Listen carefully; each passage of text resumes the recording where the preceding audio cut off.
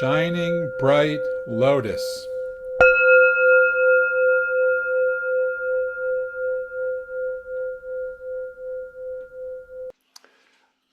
Mingpo, I got a question for you. Where were you this time last year on this date? Do you remember? Dabidatsu. Yes, yes. So answering the call sometimes comes from the community. I happen to be a, a strong proponent of what Thich Nhat Hanh said in his final years about it just may be possible that the Sangha becomes the new Dharma in the 21st century.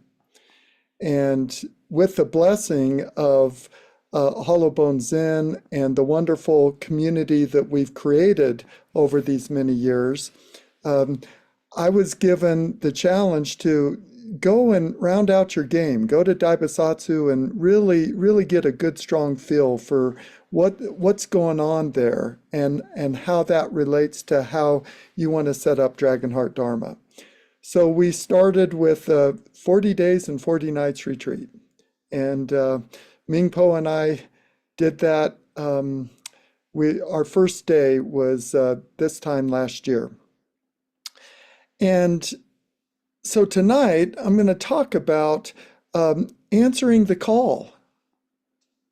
Like, how do you make the distinction between, oh, I think I got this good idea in my head, and then what Jun Po refers to as, then there's genuine insight. How do you go about doing that? How do you listen, and how can you trust that deeper insight? Well, I can tell you, you cannot become yourself by yourself. You'll get things that will come through your meditations, but it can be tricky. And it's very useful to have some friends that you can talk to and say, I'm considering this, or I'm listening to that. I need to prioritize here or there. And so I'm going to give you some tools tonight that is all designed to help you practice your Zen and really bring it to your life. I just love how Jun Po said, he would constantly say to me, no, you come to Sesshin to practice sitting still, but to be still and still moving. That's the principle. You get back into your life and you turn and you face anything and everything in your life. And how do you become effective with that? You stay in the present moment. It's that simple and that difficult all at the same time.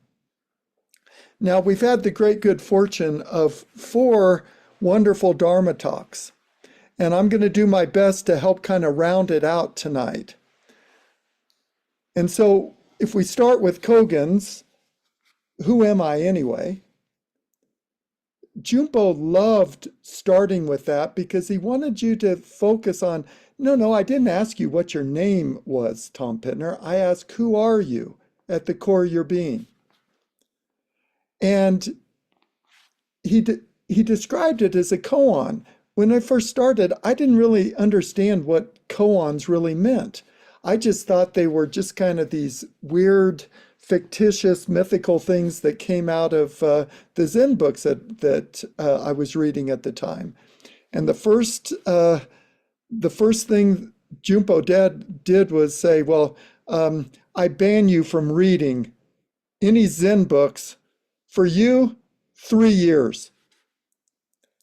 And, you can fault me for a lot of things, but I'm pretty sincere about my Zen practice. And I said, well, fine, game on, I'll do it. And it was very helpful to say, no, you go deep within yourself and you do your best to stay in the present moment. You, like Daiden said, last week. It's just a muscle that you practice. Jun Po would call it dog training. You know, sit still, stay still. And Fugen, you talk too much. So I want you to focus on the tool of haiku. If you can't say it in 17 syllables, well, just don't say it. Keep working until you can. And so I've made an art form out of that. Helped raise our kids with haikus. That I'd always write them a haiku on their birthday cards each year. And that's one of the tools that I've used coming off of retreats, because part of this Dharma talk is related to, okay, you get high on your retreat, you're totally enlightened, you're awake, you feel great, you go down the mountain, and then that first driver cuts you off. And you're right back into the wonderful world of your life. So how do you actually practice that in real time when the heat's on? So one of the things that I'm going to play a little my turn, your turn, just to give you a feel. So one of the things that we do to really help with going back home and making it a part of your life is we give you these tools. One of the first is vows. Why don't you make a commitment to practice, Tom? He said that to me in September of '99. After he scared the pee out of me by about chopping off my head, he said, you might have a chance. Take 120 days, practice every day, and come back and tell me how it goes. And I did that. And he goes, gosh darn, you may be worth civilizing. Now, if you practice your vows, you'll make commitments. And when you make a commitment, watch out, because I can hold you accountable to those commitments. This is kind of how life works. You make your commitment. In Zen, we call that setting an intention. And then you practice it, and you make choices day in, day out. Do you get up and practice, or do you go back to sleep? The choice is always up to you. And no matter what your choice is, there are consequences related to those choices. Are you willing to take a look at those consequences? And while you're at it, why don't you take a deeper dive into what are the costs of those consequences? And he just kept going deeper and deeper and deeper. You make a commitment, you have a choice, you look at the consequences, you focus on the costs, and then he simply asks, so what did you make more important? What's more important than learning how to stay in the present moment? All of us can learn how to set New Year's resolutions, but to set an intention and follow through with it, that takes some commitment. That's what those vows are for. We have beautiful ones in Hollow Zen, the 4 awakened vows. I like to think of them as the 4 awakening vows, because I get to make a choice each and every day. And notice how they bring in verbs, present tense verbs, serve and liberate, experience and enlighten, embody and master, awaken and follow, action, action, action. That is the key to establishing a solid practice once you get back home. Whatever you do, don't make it a noun.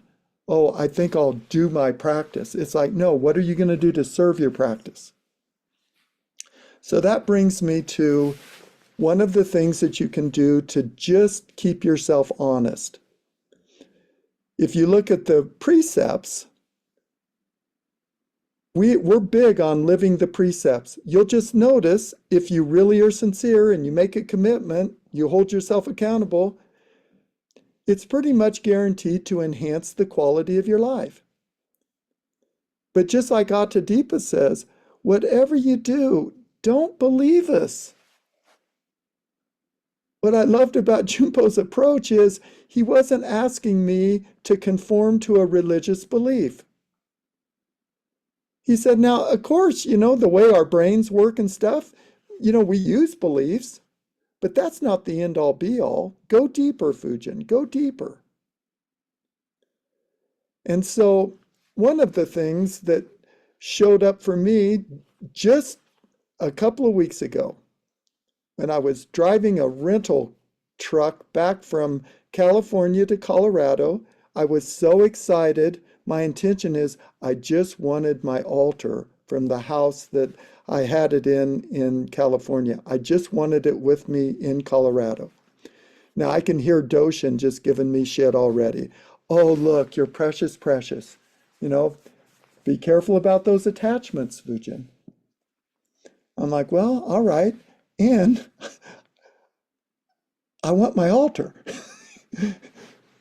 So I'm driving back. I'm in Reno, Nevada. And I want to show you what a star story looks like.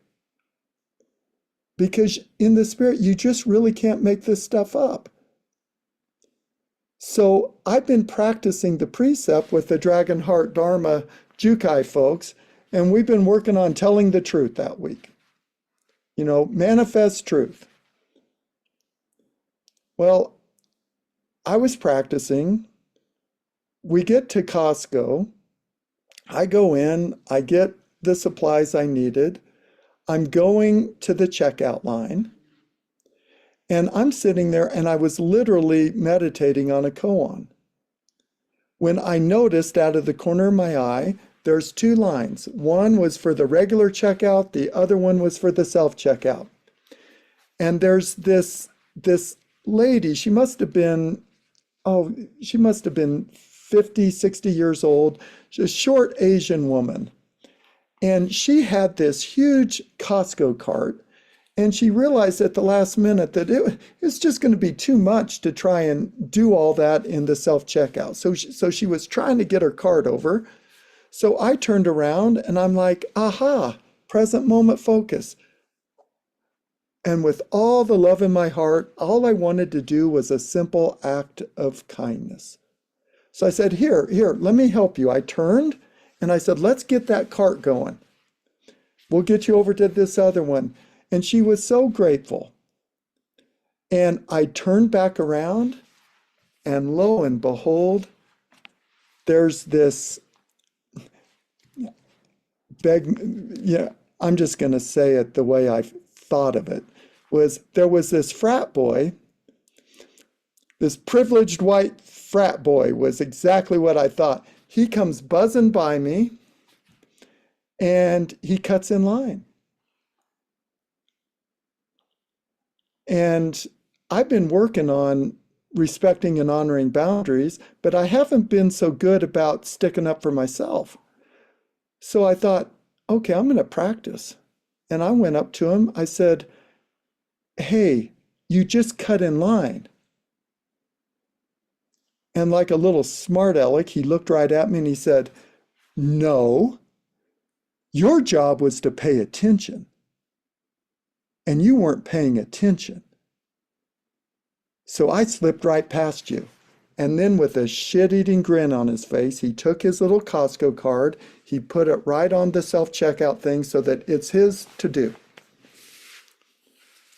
Now, I've been practicing for 25 years. And boy, I turned and I was going to tell the truth. So I turned to him. Again, I checked my anger. No, it wasn't anger, but I wanted to practice telling the truth. And I wasn't just going to take it sitting down. So I said, remember what you're doing here. And he turns to me and he says, fuck off. And I took a step back and I waited. And he starts going through his stuff. And then he turns to me and he says, "Back off, buddy." And I go, "Remember what you're doing here." Now, it took a lot of Mondo Zen to get not remember what you did back there, remember what you're doing right here, right now. And he looked and, oh, he was getting agitated. And I wasn't, but I wasn't going to let him off the hook. So he gets done, he turns, he flips me off. He says, "I'm out of here." And I go, "Third and final time, remember what you're doing here." And he left. I turned, I was going to get my card, and there were about 15 people back there, and they're just... And that little Asian lady saw the whole thing, and she just started to bow. And I thought, okay, here's a star story for me. Here was my situation. Most of the time I would just sit back and eat it, just like a lot of people do. And you let these preppies just come right in front of you and just do whatever the hell they want. This time, rather than get triggered, I decided I was going to have a triumph. I wasn't going to back off, and at the same time, I wasn't going to fight him. So I stepped back, but I was totally in the present moment. And what did I learn from Dai Bosatsu? 40 days, 40 nights, the 5 remembrances. Remember. Remember that you're going to get sick. Remember that you're going to grow old. Remember that you're going to die. Remember that you are of the nature to change. And yet you're going to be separated from all your loved ones. Just remember that. And also remember, you got a legacy. The consequences, the only belonging that you get to take with you are the actions that you take. So all those times that I just would keep my mouth shut, and then I would go and dwell, or I'd go bitch, I didn't do it this time. So notice, I had this situation. I decided not trigger, going to see if I can take the task. What was the actions? What did I say or do, or what did I not say or not do? I did not get upset with them. I backed off each time I said it. I just took a little step back. Remember what you're doing here. But I kept the message up. And then what was the response at the end? Well, he was still flustered with me, but I can assure you, he's going to remember what he did there. That much I know. I've been around people enough. I see what happens. I think it's going to leave an impression. And yet, there wasn't a scene. There was just a teaching right there, right in the heart of Zen. Why do I bring that up? Because it's part of me answering the call about what does it mean to tell the truth with boundaries? How do you honor and respect boundaries? Both boundaries that others are asking of you and you are asking of them. So these 11 precepts are one of the tools that you can do to answer the call. Answer the call to your practice. Remember the 4 awakening vows. I've been practicing a week before the election. What did I go to? Atatipa. You are this light. On the very first Hollow Bones retreat, Jun Po said, pure consciousness itself. And even that got changed. No, pure selfless awareness. Include all that unconscious stuff, Jun Po. I learned a valuable lesson watching him massage what he did with that sutra book. Just like the Mondo manual, it's gone through different revisions at different times, depending on different generations.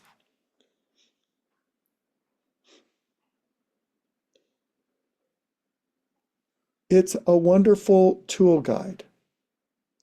And what does it say? Do not depend upon beliefs, sensations, or emotions. Well, why not? Because they arise and fall away. Meditative awareness. With what? Clear intention. And then what's the name of the game for us? Wisdom. Notice it doesn't say smart. Wise. Smart gets you into a lot of beliefs. It's really hard to change those beliefs. One of the most difficult is, what party do you belong to politically? I happen to get my undergraduate degree in rhetoric and social influence. They've researched it over and over again. 80% of the time, we just inherit whatever our family did. That's what, unless you're a super rebel. Well, Jun Po would probably be a rebel. But that's based on beliefs. And so how do you use these tools, even in the thick of things? So notice what we've done so far. We've got the sutra book. We've got the Mondo manual. Rinzai Zen is known for their koans. Go ahead, find dilemmas, conundrums, paradoxes in your life.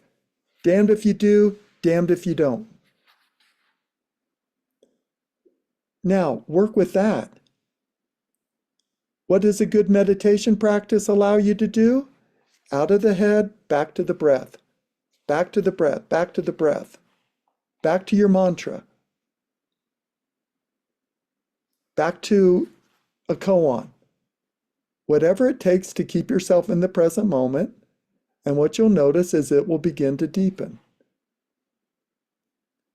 And then you'll know the difference between a good idea that's based on a belief that comes from your head to what is a genuine insight that literally comes through you, and you know that it's fresh. You'll just know what to do with it. But whatever you do, don't believe me.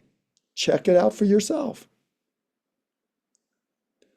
Well, here's my star story number 2.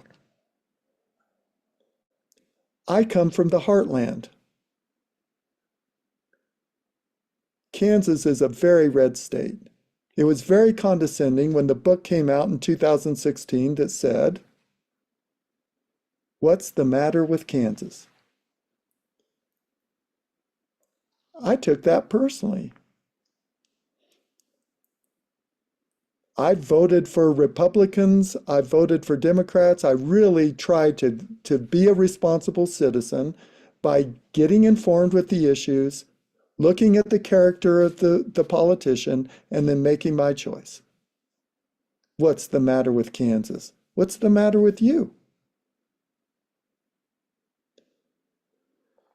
Now then, something different has changed this year. Most of the time, I love to go and have a good debate because I learned something from my community.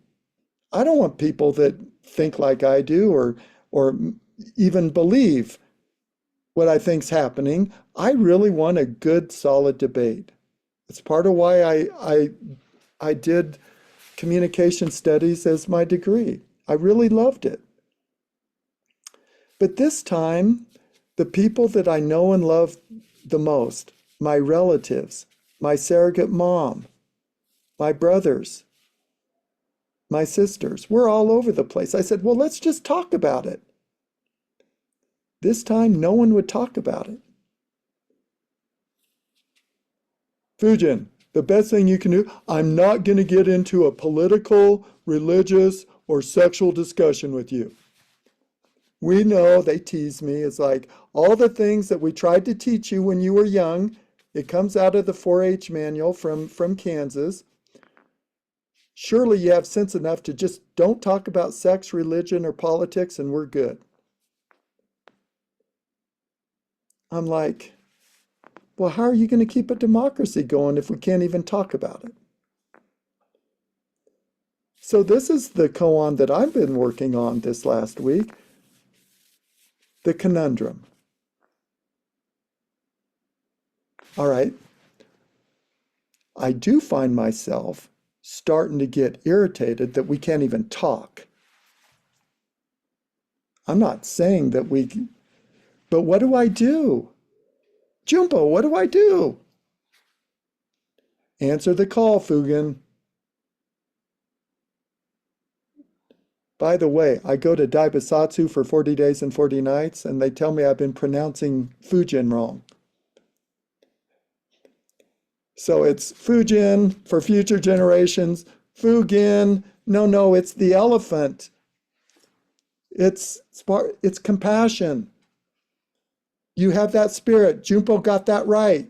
But at least, for God's sake, pronounce your name properly.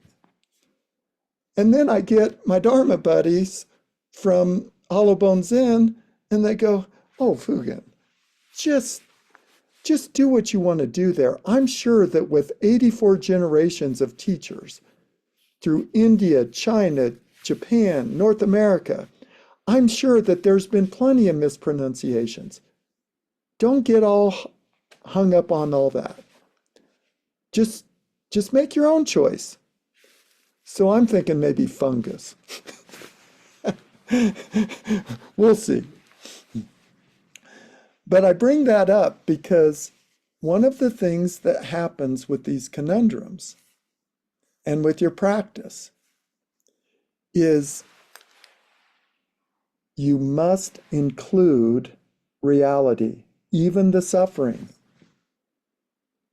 So I'm sitting there suffering like, come on, can't we at least have a talk about it ahead of time? No, we can't have a talk. So what do?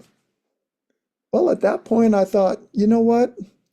I'm going to choose to honor their boundary. Don't like it, but I'm going to go ahead and do that.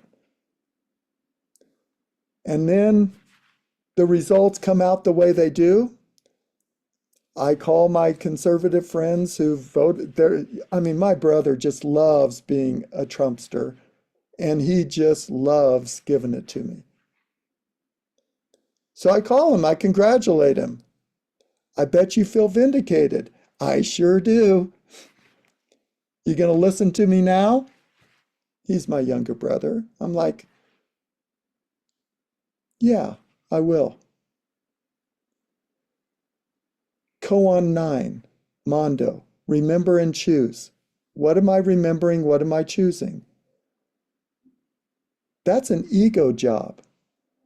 In Zen, we talk about all those other koans. Go deeper, get to the essence of who you are, not the ego, essence.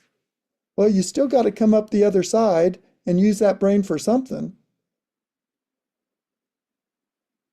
So I know that it will maintain or enhance my brother's self-esteem if I can really listen to him. But how do I also maintain the precepts? Well, listen and respond. Okay, that's Mondo. I think I can do that. I know the difference between reacting and responding. So what now? And I'll finish up here in just a minute. Listen and respond with understanding. Why? Because I just wanted to have a conversation and see if my point of view could be understood too. And with all the disinformation around, who knows? But do I have the courage to actually talk about it? Or is that off limits too? Well, Todd was delighted to talk to me, but only after he won. But when I could demonstrate to him, I could understand this, I could understand that. And then I dared to ask for help. I'd really like you to help me. What is it? 70 million people chose a different way than I did. I have something to learn there. And if I'm not attached to my belief systems, maybe I'll figure something out. And that brings us back to Atadipa. Wisdom is about knowing the fitness of things. And when you really listen deep enough, you will start getting genuine insights that actually allow you to transcend. But be careful. When you do that, you got to have both sides of it. It's not just what you like, but can you actually listen and understand? That doesn't mean you have to agree. And then we all get to make our own choices. Okay, enough. It's 5:40. I want to make sure, Mingpo, we have time for questions or whatever you'd like to do.